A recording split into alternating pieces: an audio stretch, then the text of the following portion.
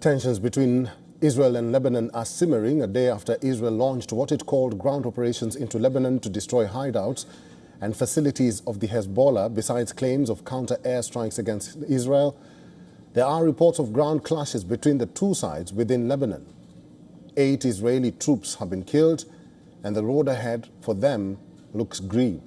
Israel says a barrage of some 40 rockets came in from Lebanon on Wednesday afternoon, and that's besides several drones shot down by air defenses at Western Galilee. On Wednesday afternoon, the IDF announced the death of an officer killed in combat. That death toll later went up to 8. Hezbollah's strengths on the ground are beginning to show, and already there's speculation on Israelis' ground invasion proving to be costly, or proving to be a costly mistake, excuse me for that. Hezbollah says it clashed with IDF soldiers at Maroun al-Ras village near the border on the Lebanese side. Earlier today, the Israel military released footage of soldiers it claims to be inside Lebanese territory. The big focus is search operations and destruction of 4 Hezbollah hideouts. Israel insists the operations are kept at low intensity. More pictures released by the IDF show military searches of the Hezbollah's intricate cave networks. Claims are that a large quantity of arms and ammunition have been recovered as hideouts were busted. It says operations are on to destroy the tunnel network. In villages on the Lebanon-Israel border, mostly emptied out by weeks of shelling from both sides, the hostilities have shifted from airstrikes and bombardment to clashes and gunfire on the ground. Israel has urged those still living there to evacuate northwards, away from the border. The trauma of war extends to the borders of capital Beirut. Overnight Israeli strikes in the southern suburbs turned several buildings to rubble. Several people, including children, are reported to have been injured. Israel says it targeted the area due to a large Hezbollah presence there. Nearly 1,900 people have been killed and more than 9,000 wounded in Lebanon in almost a year of cross-border fighting. A large number of these killings have happened in just the last couple of weeks in the strikes on multiple targets around Beirut, besides the pager and walkie-talkie attacks that raised huge outrage.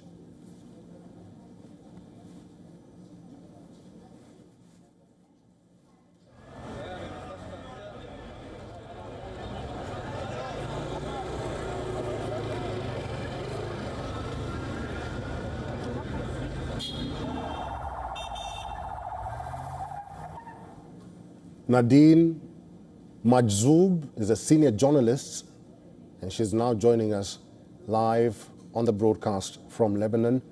Madam Majzoub, welcome to the program. Thank you very much for making time for us. First of all, are there any new attacks, missiles sent toward Lebanon? Is there a lull because the focus has now shifted to Iran? I just want to know that from you. Well, nothing actually really changed. Even if even after Iran's missiles to Israel, nothing really changed. Yesterday, it was a very heavy night on Lebanese people all over Lebanon. Plus, the ground invasion started, and it's happening while we're talking. Still continuing. Plus, the airstrikes didn't stop on many regions in Lebanon, like mainly Bekaa and some villages in the south, as well as in the morning, a hit on Dahi, the northern suburbs of Beirut, happened. So the airstrikes are not stopped, even if the ground operation is on, and the missiles sent by Iran did not really affect or did not have any impact on the operations all over Lebanon. Madam Majzoub, could you confirm this for us? Because we are reporting that on Wednesday afternoon, the IDF announced the death of an officer killed in combat, and that death toll later went up to 8. It seemingly seems or looks like Hezbollah's strengths on the ground are beginning to show.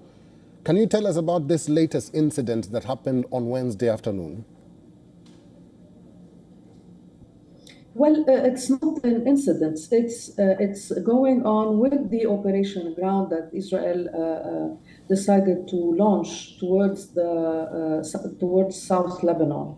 So, and the toll of death, we're talking about the 8 army soldiers, Israeli army soldiers.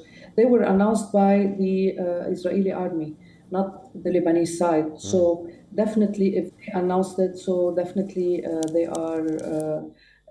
Saying, I mean, it's a statement and we have to take it into consideration.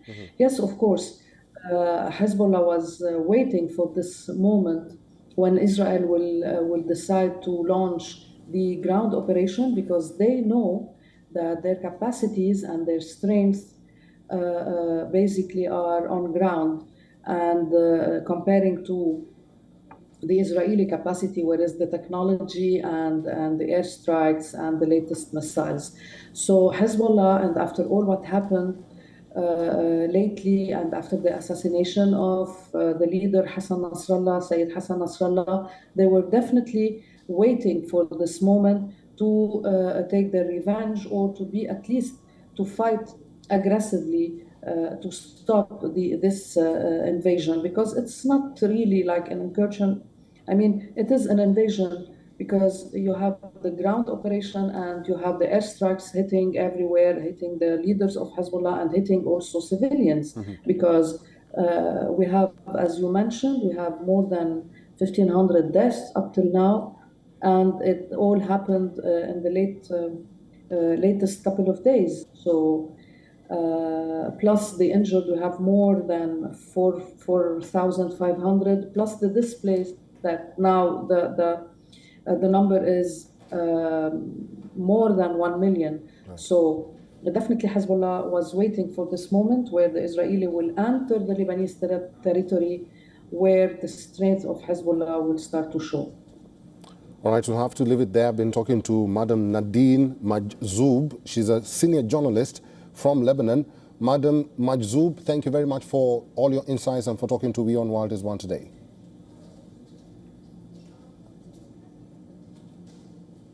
For all the latest news, download the WION app and subscribe to our YouTube channel.